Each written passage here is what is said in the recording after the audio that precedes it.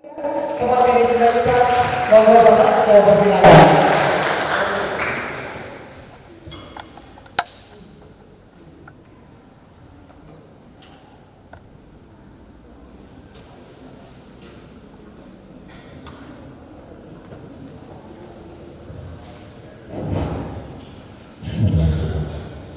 Assalamualaikum warahmatullahi wabarakatuh.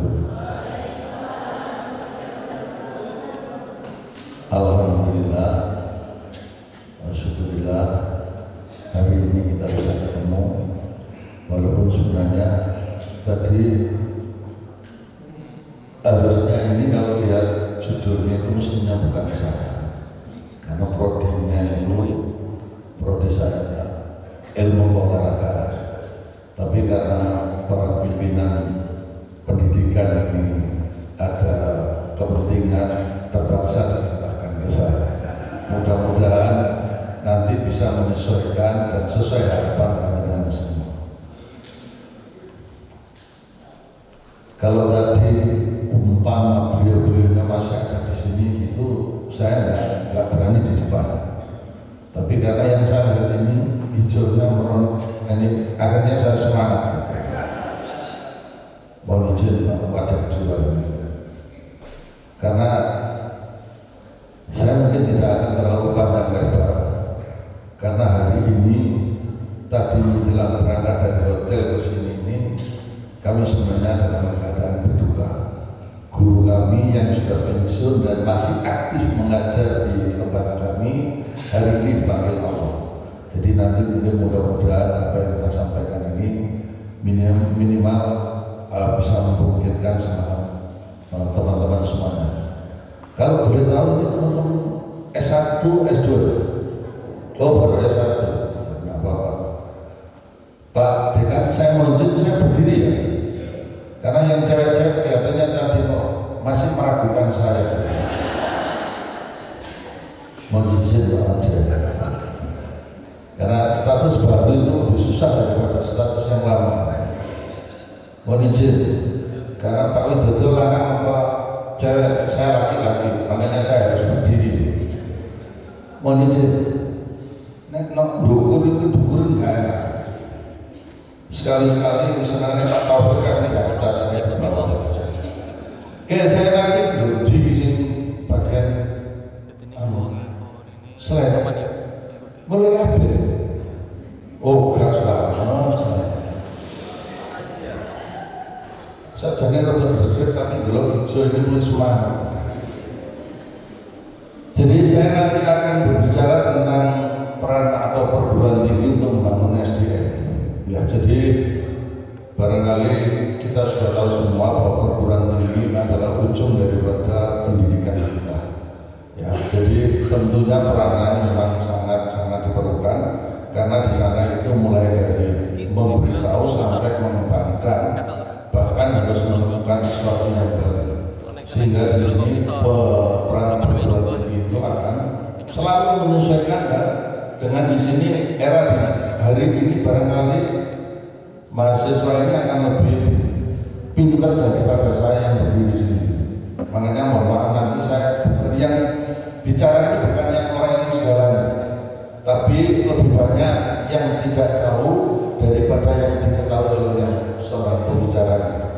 Ya, jadi kalau sekarang kemarin itu saya rektor UNESA, sebenarnya hari ini memang global, era global yang apa bahasanya itu di zaman yang penuh dengan ketidakpastian. Jadi hari ini jangan berbicara nanti sore ya. Sebentar lagi bisa menjadi A plus bisa jadi A min. Artinya apa? Perkembangan zaman ini sangat luar biasa. Ya, sangat luar biasa sehingga di sini ini hari ini kemarin UNESA bersama para menteri itu menyebutnya sebagai era ketidakpastian. Tapi insya Allah jangan khawatir, panjenengan semua itu orang yang pasti harus lihat tiga waktu ini mudah-mudahan kalau kita kita bisa melihat 3 waktu ini, kita akan menjadi orang yang terbaik. Yang pertama adalah waktu masa lalu, waktu sekarang dan waktu akan datang. Sehingga kalau waktu lalu tidak bisa dirubah, itu adalah the best teaching experience. Jadi waktu lalu adalah guru yang terbaik buat kita semua, walaupun itu bisa jadi negatif dan positif. Lanjut, ya, kita akan bagi menjadi 6 poin dari pembicaraan saya. Yang pertama, mengapa SDM ini penting, kemudian mengapa SDM unggul itu sangat penting, kemudian kedua, peran kunci perguruan tinggi, kemudian mendorong riset dan inovasi, dan deep learning tadi mungkin ini kurang cocok untuk di Wonogiri, tapi insya Allah kalau di kita itu peran perguruan tinggi tadi sudah saya sampaikan, salah satunya adalah mulai dari mengetahui sampai mengembangkan, sehingga kalau di dunia olahraga sebenarnya mulai dari zaman dahulu sampai hari ini itu harus modifikasi, harus inovasi, harus kreatif. Karena tadi mungkin kalau diberikan sel dari FIKK itu apa tadi, kampus para juara. Seorang juara cirinya itu harus inovasi, inovatif dan kreatif. Karena tidak ada juara yang tinggal diam, dia harus mampu mengendalikan dirinya. Itu ciri, salah satu ciri seorang juara. Sehingga di sini insya Allah dengan the planning yang tadi dikembangkan yang berbeda, saya sangat setuju sekali. Wonogiri mempunyai terobosan-terobosan baru. Dan kalau di UNESA, guyonan saya sama pimpinan, teorinya jangan sampai 100, prakteknya jangan sampai 0. Teorinya 100, prakteknya juga harus 100. Sehingga itu kolaborasi daripada satu teori yang disatukan, sehingga nanti akan muncul pengembangan ilmu pengetahuan baru. Nomor 1, ya, mengapa SDM unggul itu penting? Ya, tentunya barangkali secara global ini pada umumnya kita menjadi SDM dan SDA gitu ya. Nah, sebaik apapun ya, SDA-nya, tetapi kalau SDM-nya tidak baik, apapun pasti akan menjadi hilang. Ya, kalau Anda berbicara masalah sejarah itu, banyak negara-negara yang sudah maju, bahkan India itu juga termasuk orang yang India itu negara yang sudah lama berkembang, tetapi juga belum bisa baik. Tetapi di sisi lain, Swiss itu negara kecil juga sudah berkembang menjadi salah satu motor dunia. Jadi kata kuncinya adalah terletak di dalam SDM itu. Nah, sedangkan kalau di kita itu, di Indonesia itu dikenal dengan apa? Tadi di dalam lagu itu, ya, Indonesia Raya, bahwa Indonesia itu terkenal dengan kesubur makmurannya, kemahrifah loh, jinak. Sumber daya alamnya, potensinya itu sangat luar biasa. Nah, kalau SDM kita tidak mampu mengelola itu, ujungnya juga akan hilang. Makanya di sini SDM unggul itu adalah investasi jangka panjang yang akan membawa dampak positif multidimensi bagi kemajuan bangsa ini. Ya. Jadi manusia itu mempunyai peran yang sangat penting. Ya, kalau barangkali sedikit saya merujuk dari teman-teman Wonogiri itu disebutkan bahwa ya, manusia nanti kalau tidak punya ilmu itu akan bahaya. Sehingga di sini harapan saya SDM pada umumnya, sehingga nanti akan merujuk kepada teman-teman sarjana, magister maupun seorang doktor harus minimal memiliki ilmu yang istiqomah yang bisa diamalkan untuk menjadi berdampak untuk masyarakat. Jadi itu karena memang sangat besar. Kemudian yang kedua, SDM itu menjadi fondasi utama bagi kemajuan suatu bangsa. Makanya kalau saya mengutip sedikit, saya tadi berdiri ini semangat karena teman-teman yang di belakang. Karena kita yang di depan ini barangkali umurnya tidak panjang, tapi yang di depan ini, yang di belakang Anda semuanya adalah penyambung lidah rakyat. Anda adalah pemegang masa depan bangsa ini. Kalau Anda tidak memiliki lebih besar motivasi dari kami, bawa. Kalau Anda tidak mau belajar kembali, bawa. Hari ini barangkali saya sudah bergelar doktor, beliau profesor, tinggal menghitung hari, kata anak penyanyi, menghitung hari kan gitu. Bapak-bapak, ini pasti itu sudah ada daftarnya. Bersama dengan aku di sini juga. Kembali lagi, insya Allah Anda kembali menjadi penentu masa depan. Dan insya Allah kami yang di sini ini, apapun yang kami miliki akan kami berikan semuanya. Termasuk tadi, ya, saya sangat berharap panjenengan semua jangan pernah puas, ya. Walaupun tugas saya tidak memuaskan panjenengan. Mudah-mudahan dengan informasi ini Anda terus belajar dan belajar, karena di Islam itu yang saya tahu, kata guru saya itu pendidikan formalnya memang bergelar dokter, tapi di Islam itu adalah long life education. Prinsip Islam itu adalah long life education. Nek misalnya kaisar belajar mana dibacakan buat Al-Fatihah kan sembilan kan. Intinya sebelum akhir hayat kita, kewajiban kita harus belajar, ya. Dan itu menurut saya juga memang searah dengan itu, sehingga untuk meningkatkan SDM. Berikutnya, di tengah dinamika globalisasi dan era digital yang terus berkembang, kualitas SDM menjadi penentu yang daya saing dan kemampuan beradaptasi.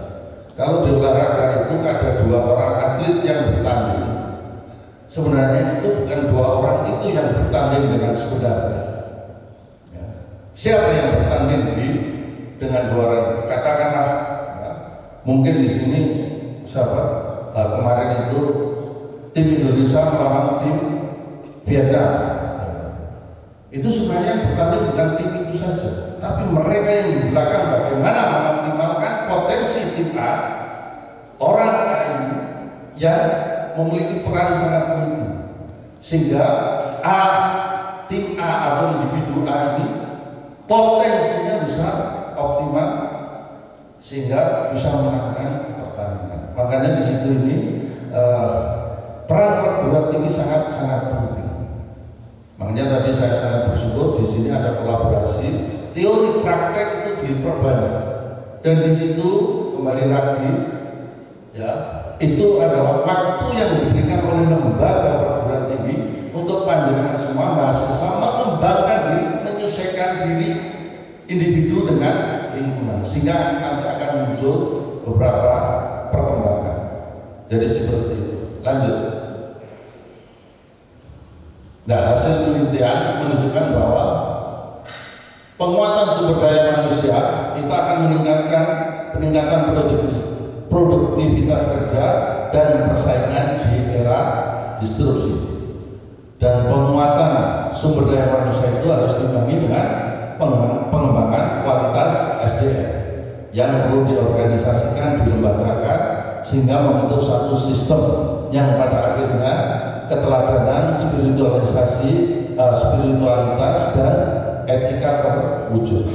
Jadi ini kalau kita semua memperhatikan tujuan pendidikan nasional itu sudah, ya, kalau bahasa yang paling sederhana bagi saya, orang awam itu manusia seutuhnya, terdiri dari jiwa dan raganya. Raga boleh saja, tapi jiwa terus harus nyambung pada Sang Pencipta. Insya Allah itu akan menjadi seperti itu. Lanjut. Peran kunci perguruan tinggi sebagai agent of change, sebagai agen perubahan. Perguruan tinggi tidak hanya berfungsi sebagai lembaga pendidikan, tetapi juga sebagai motor penggerak transformasi dan inovasi di masyarakat. Nah, itu tadi mungkin hari ini kurikulumnya istilahnya sekarang itu kurikulum berdampak. Jadi saya berharap nanti keberadaan kami khususnya Wonogiri ini dan teman-teman di Bojonegoro, tadi malam kami sudah di samping formal hari ini, tadi malam kita sudah formal dengan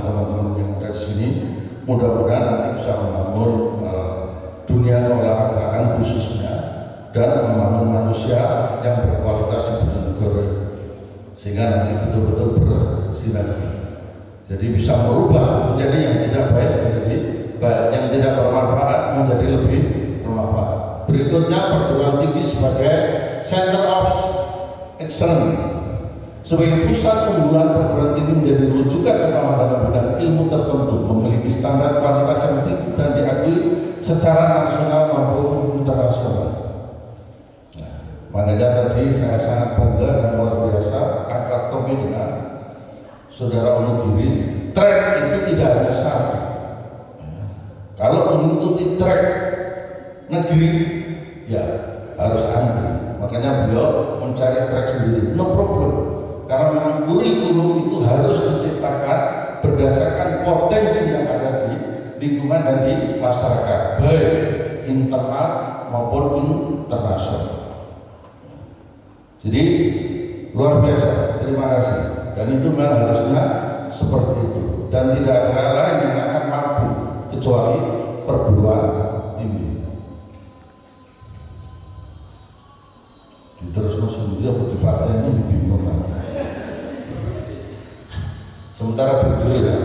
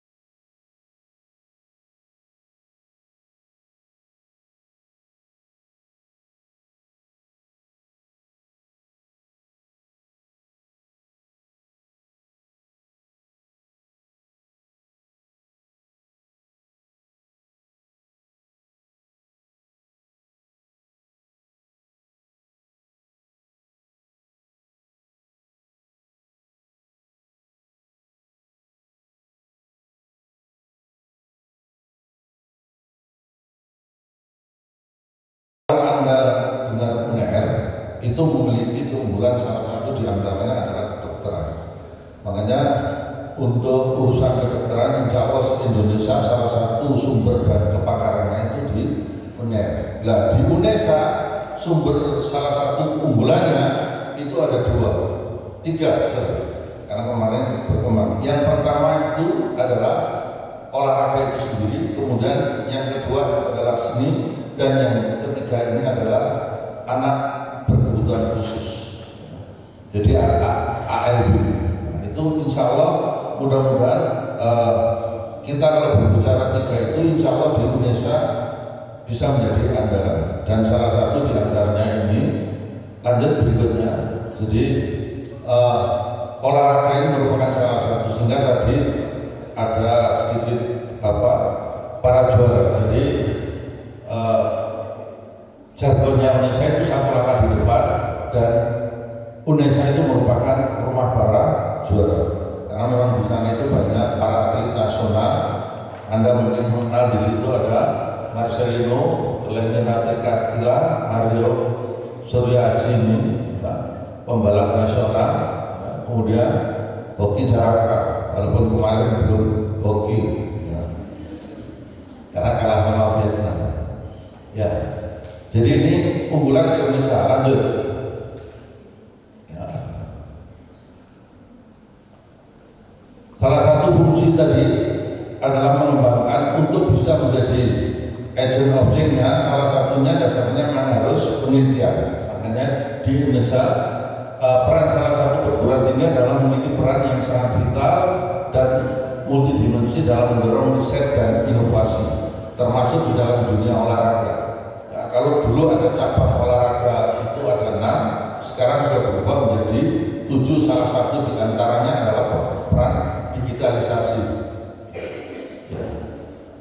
Jadi perguruan tinggi itu menyediakan laboratorium, pusat studi, perpustakaan, dan fasilitas pendukung lainnya yang esensial untuk kegiatan riset dan pengembangan. Kalau dulu Anda mengenal laboratorium itu selalu di ruangan yang tertutup, di situ yang terdiri dari orang-orang tertentu, itu paradigma lama. Laboratorium yang terbaik itu adalah di lingkungan masyarakat itu sendiri. Makanya itu tidak ada rekayasa, tapi Anda yang nantinya akan terus berkembang menjadi perekayasa yang sangat luar biasa yang tadi saya sebutkan, dari tidak baik menjadi baik, yang kurang bermanfaat menjadi manfaat. Perguruan tinggi memfasilitasi pertemuan antara ilmuwan, insinyur, seniman, dan praktisi dan dari berbagai bidang keilmuan. Ya, ilmu sekarang ini tidak bisa berdiri sendiri. Olahraga pun memerlukan multidisiplin ilmu yang lainnya. Karena di dalam olahraga juga ternyata ada pembunuhan, ya, begitu pembunuhan temenan berapa pasal. Kalau Anda nanti lihat di situ itu kan ada di negara Sono itu, ya, meninggal di tengah lapangan karena mencederai. Ya. Kemudian di UFC atau tinju dipukul dada, jatuh tidak bangun-bangun, meninggal dunia. Nah, seperti itu perlu yang disebut dengan hukum olahraga, sehingga apakah orang itu membunuh ada hukuman.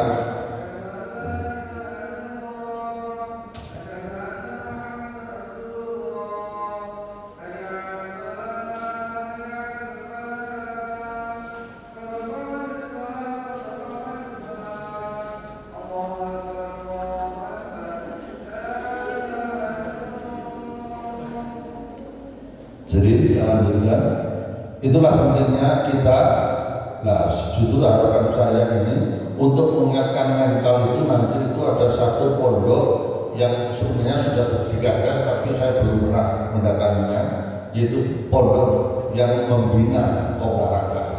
Karena satu sisi raganya kita insya Allah yang akan menggarap, panjenengan semua teman-teman saudara Nahdlatul Ulama yang akan menguatkan ketakwaannya kepada Allah, sehingga sulit dan tidak mungkin untuk bisa disogok menyogok di situ korupsi. Dan karena jujur aja ya, kita ini tidak bisa berkembang karena adanya ya modifikasi yang salah. Modifikasi yang salah, saya tidak mengatakan yang macam-macam. Ya, maka itu perlu pengagungan ilmu. Perguruan tinggi berperan sebagai agen perubahan yang berkontribusi dalam meningkatkan kualitas hidup dan pembangunan berkelanjutan dari perkembangan masyarakat. Semua yang baik itu kalau tidak diikuti dengan badan yang sehat, jiwa yang sehat, ya tidak akan bisa. Makanya itu mungkin di sini Anda akan baru dengar kalau di olahraga itu sebenarnya kalau olahraga itu ada namanya mother of sport, itu ibunya olahraga itu adalah atletik. Maka saya mohon izin dan mohon maaf dengan ini menyatakan bahwa mother of education is physical education. Karena dengan pendidikan jasmani Anda bisa mendidik apapun untuk menjadi orang yang bertakwa, tentu berkolaborasi dengan teman-teman pendidikan agama. Insya Allah akan mudah. Karena pendidikan kalau tidak lewat fisik seringkali itu anak-anak terutama anak-anak yang memiliki keterbatasan berpikir abstrak itu perlu wujud nyata, perlu dengan contoh. Makanya di situ kadang-kadang kalau Anda di dalam olahraga itu perlu berdoa, di situ perlu mengenalnya Tuhan. Latihan sebaik apapun kalau tidak Allah ridhoi, barangkali kita juga tidak bisa menang. Lanjut. Nah, salah satu keunggulan di Indonesia ini memiliki PUI. PUI itu apa? Pusat unggulan Iptek Ilmu Pengetahuan dan Teknologi yang di dalamnya itu juga termasuk dengan keolahragaan. Ya, kemarin itu secara pribadi dan kelembagaan PUI ini bekerja sama dengan ITS dan alhamdulillah saya secara pribadi dipercaya saudara-saudara di ITS untuk membimbing teknologi yang berbasis olahraga. Jadi kami telah kemarin menciptakan satu alat yang berbasis teknologi dan keolahragaannya alhamdulillah itu karena di olahraga itu ada nama ilmu biomekanika, itu adalah mengkaji tentang ilmu fisika kaitannya dengan gerak manusia. Nah, ini di Indonesia ini memiliki PUI yang bermacam di antara tadi olahraga termasuk disabilitas. Lanjut. Dan ini learning ini saya tidak akan banyak berbicara lebar karena ternyata di Wonogiri sudah memiliki track yang sangat luar biasa menurut saya, dan ini nanti Anda juga bisa belajar dalam yang lainnya. Jadi ini salah satu pola pikirnya. Lanjut. Ya. Ini pola pikir learning. Jadi insya Allah ya memang teori itu tidak ada yang langka, teori itu tidak ada yang salah, karena dia memiliki menurut saya ciri khas masing-masing. Ya, kalau Anda perhatikan di dunia olahraga itu seorang juara itu selalu memiliki ciri yang tidak dimiliki oleh yang lain. Barangkali itu yang paling sederhana. Ya, pengalaman pribadi saya dulu itu pernah masih remaja.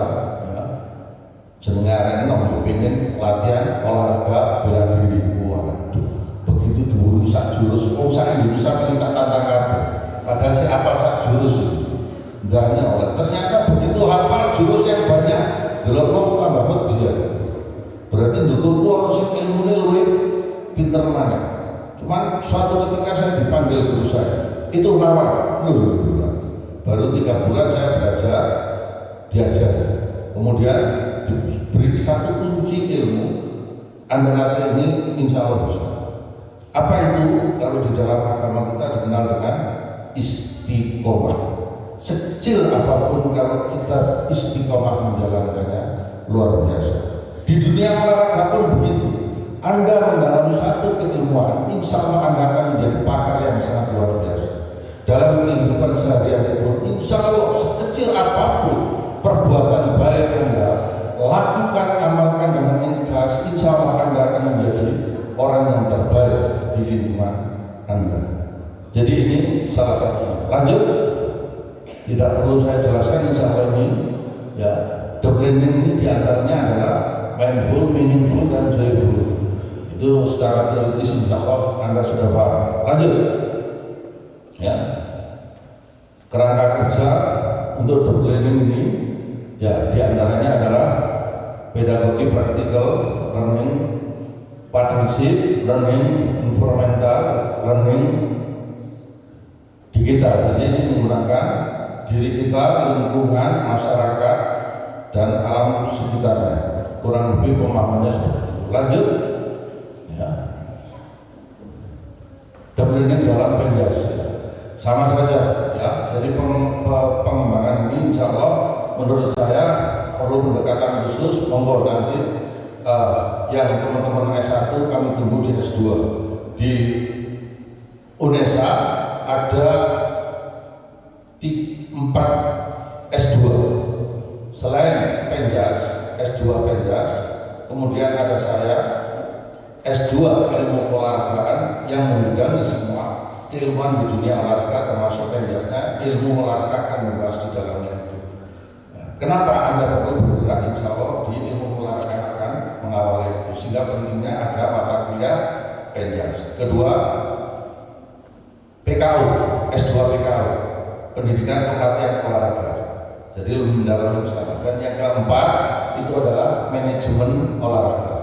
Jadi karena di sini banyak sekali, kalau Anda kenal PON, Anda kenal Olimpiade, itu hampir semuanya bukan orang olahraga yang mendalami. Padahal kalau Anda tahu opening ceremony, pembukaan, upacara pembukaan itu dananya itu lebih besar daripada pelaksanaannya itu sendiri. Nah, padahal pembukaan itu berapa hari? Gak sampai sehari pagi ya, cuman beberapa jam. Dananya lebih, yang olahraganya kadang-kadang seminggu 2 minggu gak mari. Nah itu diambil orang, makanya itu perlu manajemen. Nah, monggo kami tunggu Anda yang ingin mendalami itu semua. Dan kemarin saya lihat, saya di pelosok desa sana, tempatnya dekan itu tak terlalu Google baru merebut, tapi kalau soal fasilitas olahraga lah, monggo panjenengan nanti belajar manajemen bagaimana mengoptimalkan sehingga bermanfaat untuk masyarakat, khususnya di lingkungan itu, dan berjuru-juru pada umumnya. Monggo, insya Allah S2 itu ada itu. Dan yang 3, S3 ada 2, ilmu keolahragaan dan penjas. Sehingga insya Allah Anda bisa melanjutkan ke situ. Insya Allah ini kita akan bahas di dalam berkuliah di sana. Kita kupas tuntas kaitannya, tidak hanya double learning, apapun termasuk yang baru, ya. Karena sebenarnya olahraga itu ya memang harus teori dan praktek dan menyesuaikan di, ya. Kalau kita berbicara sepak bola, insya Allah itu salah satu yang mengembangkan Indonesia adalah saya. Mulai dulu namanya sepak bola itu orang sing aneh-aneh ya. Dia melakukannya pakai tendangan kaki, ambil tangan oleh kiper. Itu pun harus cuma di daerah. Artinya apa ya? Aturannya seperti itu. Tetapi kemenangan, kekalahan itu selalu dalam situasi yang berbeda. Tidak ada yang pernah sama. Nah itu yang perlu pengembangan, terus berkembang dan berkembang. Sehingga kembali lagi SDM menjadi penentu utama. Ya, makanya saya bersyukur kita masih diberi agama Islam yang memiliki mutu belajar seumur hidup dan tidak pernah mengenal batasan. Profesor harus mari, doktor harus tidak belajar lagi, bahkan yang memaaf para ustadz pun juga sama.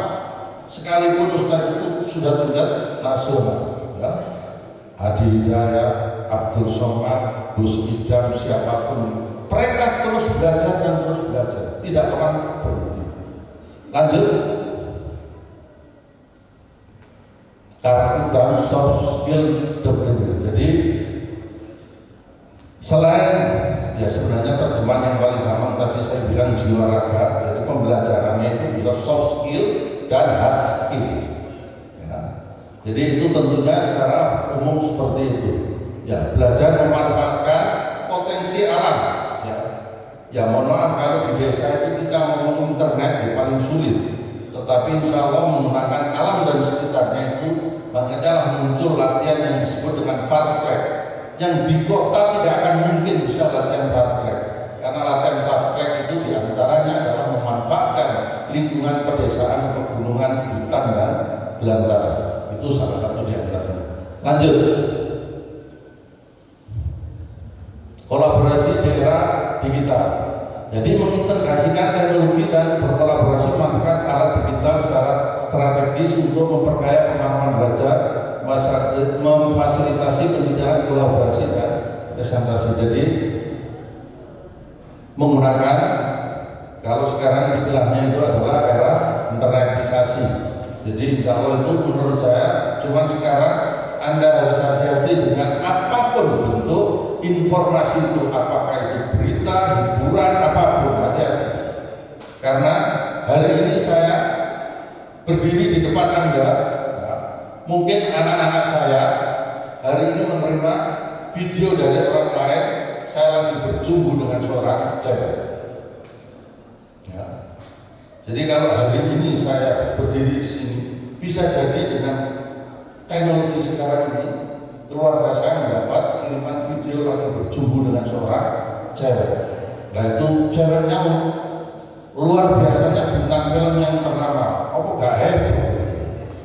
Ya, itulah makanya saya katakan hati-hati dan jangan mudah mencerna informasi dengan begitu saja.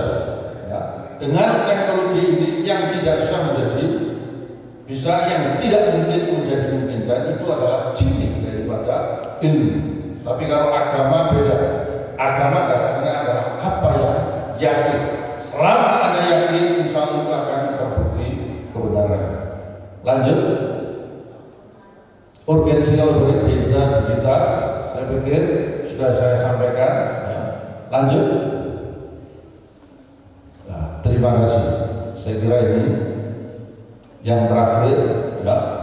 Ini moto menurut saya, silakan Anda boleh membuat moto atau jargon-jargon yang bisa memotivasi diri Anda sendiri. Ya, cuman jangan sampai salah Anda menerapkan moto itu. Ya. Yang paling sederhana, ya, kalau Anda tidak bisa berbuat baik, jangan berbuat yang tidak baik.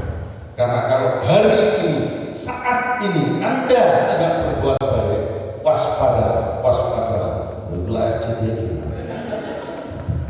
Anda bisa jadi saat itu Anda sedang berbuat tidak baik. Alhamdulillah. Sekali lagi, kalau saat ini Anda tidak berbuat baik, minimal, makanya tadi sangat luar biasa kita diajarkan itu, katanya siapa kemarin kan saya tidak salah Gus Idam atau Gus Baha itu, ya,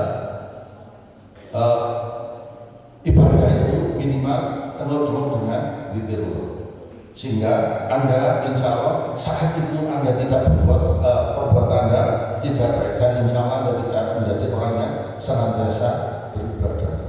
Kata gurunya sineti Al-Quran, dan insya Allah bukan itu maksud saya. Tetapi kita hari ini, saat ini kalau tidak berbuat baik, waspada. Bisa jadi saat itu Anda lagi tidak berbuat yang tidak baik. Hati-hati. Itu barangkali yang bisa saya sampaikan, kurang lebihnya mohon maaf. Mudah-mudahan sekali lagi untuk teman-teman yang baru lulus S1, kami tunggu kehadirannya. Insya Allah kami semua siap untuk membantu Anda menjadi yang terbaik dari Anda, terbaik untuk keluarga Anda, terbaik umumnya di Bojonegoro, bil khusus untuk saudara-saudara kita seiman seagama Islam. Alhamdulillahirabbil alamin. Oh, belum ya? Monggo, saya kembalikan. Ya, itu monggo, silakan. Terima kasih. Baik, terima kasih Bapak Dr. Ahmad Widodo M.Kes. Sekali lagi berikan tepuk tangan.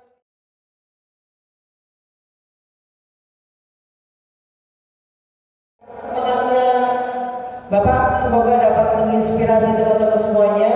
Baik, selanjutnya saya akan membuka sesi tanya jawab, mungkin bisa dari teman-teman mahasiswa dan juga Bapak Ibu dosen untuk dapat bertanya. Saya berikan tiga pertanyaan ini Bapak ya. Ya, baik. Yang pertama, monggo saya persilakan dari teman-teman mahasiswa.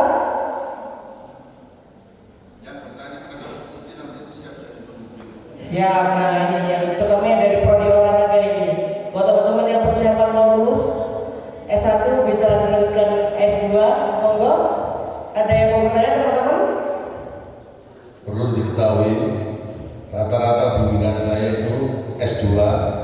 Kalau S1 3,5 tahun atau 7 semester itu sudah lulus untuk S1, S2 3 semester sudah banyak yang lulus, S3 4 semester sudah lulus. Makanya saya tidak bisa memberikan apa-apa, cuma satu jaminan, saya siap menjadi pembimbing Anda. Tadi sih mau izin Pak Wadil, kalau enggak bisa lebih Pak Wadil dulu. Tapi saya gagah aku, biasa gagah aja. Ya 3 maksudnya judulnya, Pak Wadil cuma 2 putranya. Ya, monggo silakan. Monggo teman-teman dari Wasya atau dari Sinten? Oke. Anas, monggo.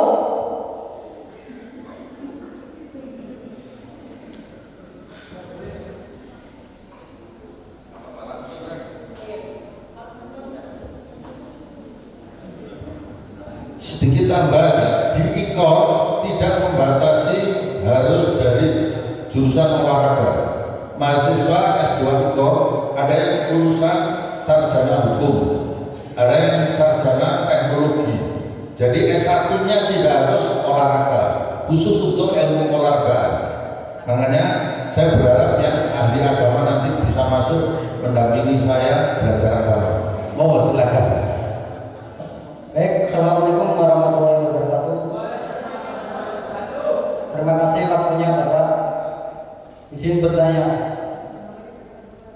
Perkenalkan, nama saya Anas Muhammad Firmansyah, saya dari Prodi PJKR semester 4. Izin bertanya ya Bapak. Oke, pertanyaannya gini Pak. Menurut jenengan, keterampilan apa yang paling penting dimiliki mahasiswa saat ini agar bisa relevan dengan dunia kerja yang terdampak AI dan deep learning? Saya ulangi Pak ya. Menurut jenengan, keterampilan apa yang paling penting dimiliki mahasiswa saat ini agar bisa relevan dengan dunia kerja yang terdampak AI dan deep learning? Cuma satu saja pertanyaannya. Oke. Enggak apa-apa. Satu saya tampung dulu. Barangkali nanti ada yang lain dulu. Kalau enggak, saya langsung jawab. Ya.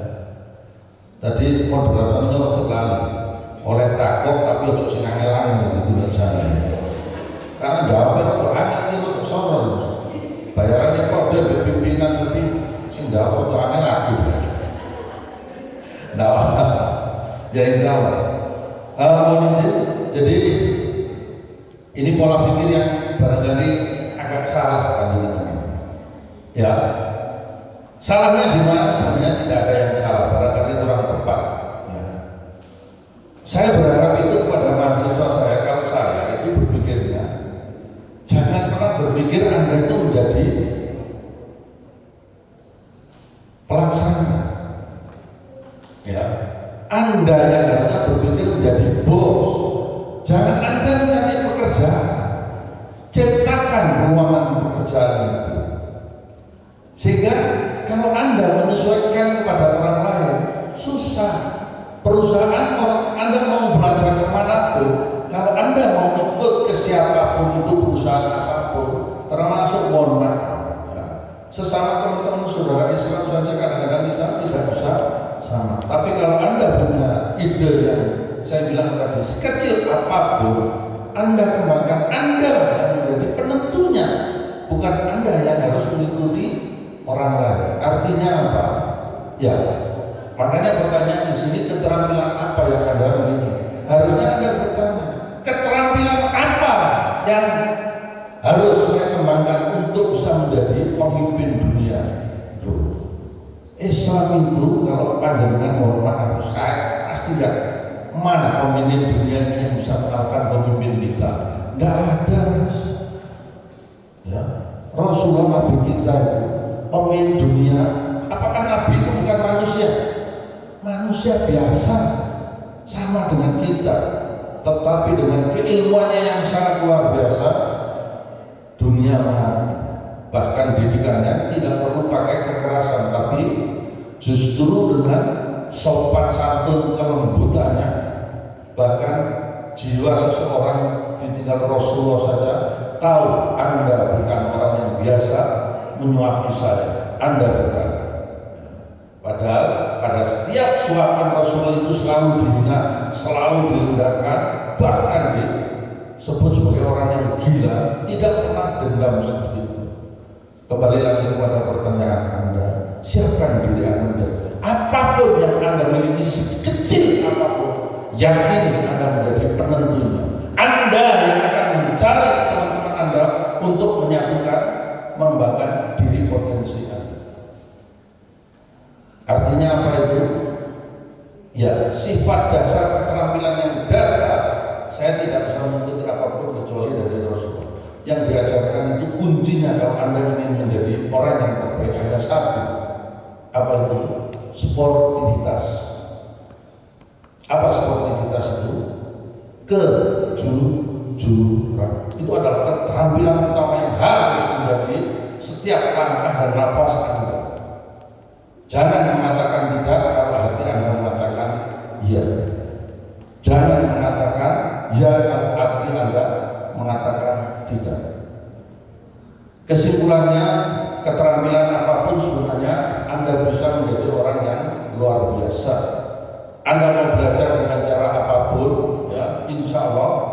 Saya barangkali mudah-mudahan saya tidak tahu persis, tapi di WA itu kan Habibie, kisah seorang Habibie itu kecerdasan orang luar biasa. Tapi Anda tahu Habibie hanya menjadi ranking 3. Kenapa? Ada 2 orang suami istri yang mengalahkan Habibie. Padahal waktu itu 2 orang ini bukan orang Muslim. Tapi apa yang dilakukan 2 orang Muslim ini justru ajaran Rasulullah yang dia lakukan. Sehingga akhirnya Habibie berusaha, kuncinya orang ini bisa menjadi terbaik di angkatannya. Ya, ternyata bangun malam, baca Quran. Setelah itu Habibie melaksanakan lelah. Ya, dia bukan orang Islam saja mengakui keislamannya. Dan hari ini barangkali teman-teman saudara kita dijajah oleh kaum Yahudi, Bani Israel, bangsa Israel. Dia itu menjajah bukan karena ilmu pengetahuan yang luar biasa, tapi dia yakin dengan kebenaran Al-Quran dan Sunnah Rasul. Makanya dia akan membunuh orang yang dia anggap dia akan dibunuh. Makanya sekarang maunya itu dihabisi bangsa Palestina. Ya, itu pikiran manusia. Ya. Makanya kembali lagi di sini kembali pertanyaan itu, ya, Anda yakin sekecil apapun kemampuan diri Anda yang akan menjadi pemimpin dunia ini, tidak hanya di Bojonegoro. Dalam arti kecil apa Anda lakukan, pasti Anda akan menjadi orang yang terbaik dan orang akan belajar kepada Anda, sehingga Anda tidak perlu melakukan melamar pekerjaan kepada yang lain. Insya Allah ini sudah dilakukan oleh teman-teman banyak di daerah, dan insya Allah saya yakin, ya, jangan berpikir yang terlalu besar. Apa Anda bisa melakukan sekarang ini? Anda hafid Quran, sudah lakukan itu dengan pembinaan jurusan PJKN, Pak. PJKN. Insya Allah jadilah guru yang terbaik. Sampaikan, karena di dalam jiwa yang, dalam badan yang sehat terdapat jiwa yang sehat. Nah itu ya Allah. Nah kalau dia tidak pernah mengenal Tuhan, ya yang terjadi seperti itu. Makanya satukan tadi kalau saya bilang cita-cita saya ingin punya pusat latihan olahraga yang berbasis Al-Quran dan Sunnah Rasul. Karena contoh konkret itu barangkali Anda sudah tahu semua, seorang Habib Nurmagomedov, ya, delok cewek ayu ning ngene waduh. Habib ikan itu wong ayu kok ndinduk, ya ternyata bukan tidak tahu, tapi hafal betul orang cantik itu membahayakan. Karena kalau sudah dilihat mesti yang muncul macam-macam, ya ada yang dinduk karena ajaran Rasulullah seperti itu. Dan akhirnya jadinya apa? Habib seorang juara yang tidak terkalahkan karena dasarnya dia mengamalkan agama. Ya, begitu dilecehkan, ya, penonton saja berjiwa keislaman yang harus dipupuk untuk adik-adik. Penjas pun juga begitu, ya. Jangan Anda melihat guru-guru Anda dulu, cari inovasi. Insya Allah Anda akan menjadi guru yang terbaik. Ya, itu barangkali sekali lagi mungkin ini tidak sesuai dengan harapan adik-adik untuk pertanyaan, tetapi kata kuncinya hard skill, soft skill harus berjalan seimbang. Teori dan praktek dan lingkungan Anda itu menjadi penentu keberhasilan Anda. Anda tidak bisa melihat kelebihan kekurangan di lingkungan Anda, maka Anda pun akan terpuruk dengan lingkungan itu sendiri. Itu barangkali kunci keterampilan yang Anda harus miliki.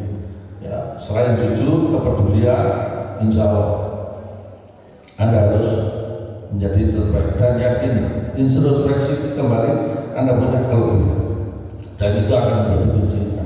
Itu barangkali yang bisa saya sampaikan. Monggo yang kedua.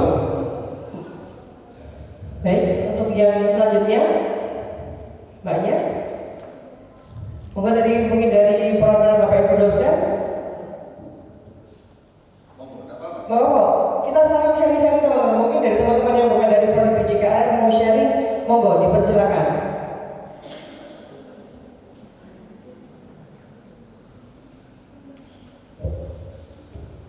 Ada yang mau bertanya lagi? Cukup? Ikan simpatikan gabus. Padahal mungkin ini wangi lele ikan simpatikan gabus. Bisa saya akhiri Mbak ya? Ya, jadi itu yang bisa sampaikan, kurang lebihnya saya mohon maaf. Insya Allah di luar ini, insya Allah nanti bisa melalui Pak Hasan ya. Kami siap menampung pertanyaan apapun. Kalau Anda ingin menjadi orang yang terbaik, insya Allah kami siap untuk membantu. Dan sekali lagi apa yang saya sampaikan itu bukan yang terbaik. Ya, yang saya sampaikan sekali lagi bukan yang terbaik. Yang terbaik adalah tadi sudah saya jawabkan kepada Anda. Introspeksi, ya, berbuat jujur, perhatikan lingkungan, berkembanglah dengan lingkungan dimanapun Anda berada. Itulah yang terbaik. Sehingga sekali lagi saya mohon maaf. Akhir kata, alhamdulillahirabbil alamin. Subhanallahumma wa bihamdihi asyhadu an la ilaha illa anta astaghfiruka wa atubu ilaik. Assalamualaikum warahmatullahi wabarakatuh. Baik, terima kasih Bapak Dr. Ahmad Widodo MKes atas materi yang sungguh sangat luar biasa. Semoga dapat memberikan informasi untuk teman-teman semuanya. Semoga dapat bermanfaat. Terima kasih Bapak atas waktunya di balik kesibukan beliau. Beliau berkenan hadir di Wonogiri, kampus Bojonegoro, dan akhirnya ini baru pertama kali Bapak ya, jadi nggak datang ke Bojonegoro. Kalau ke Bojonegoro sudah sering. Sudah sering Bapak ya, tapi kalau di Wonogiri baru pertama kali. Wonogiri baru pertama kali. Iya, alhamdulillah. Jadi kami ucapkan selamat datang Bapak ya, sekali lagi. Baik teman-teman semuanya, untuk selanjutnya akan ada pemberian cenderamata dari Bapak Dekan FKIP kepada Bapak Dr. Ahmad Widodo MKes. Waktu dan tempat dipersilakan.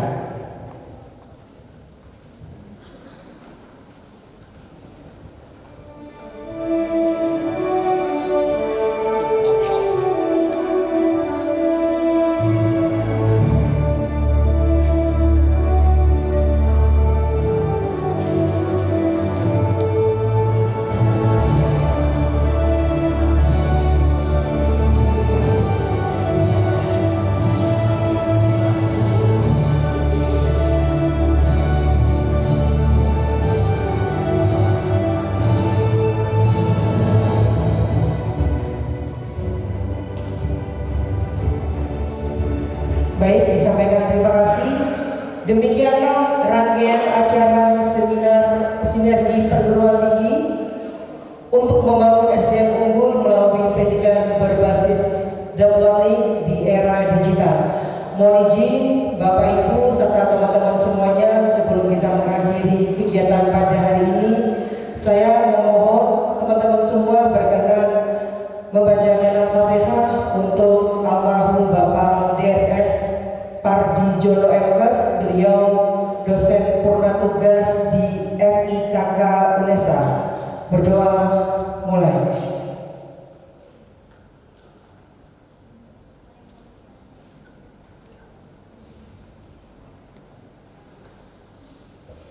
Amin amin ya rabbal alamin. Semoga doa kita sampai ke beliau. Semoga almarhum diterima di sisi Allah Subhanahu wa taala, ditempatkan di tempat terindahnya, dan untuk keluarga diberikan ketabahan dan kesabaran. Baik Bapak Ibu tamu undangan berbahagia, demikianlah rangkaian acara telah selesai. Sebelum saya mengakhiri seminar pada hari ini, izinkan saya memberikan sedikit pantun. Jalan-jalan ke taman mini, jangan lupa membeli martabak ini. Mari kita doakan Unugiri untuk dapat menjadi world class university di tahun berikutnya. Terima kasih.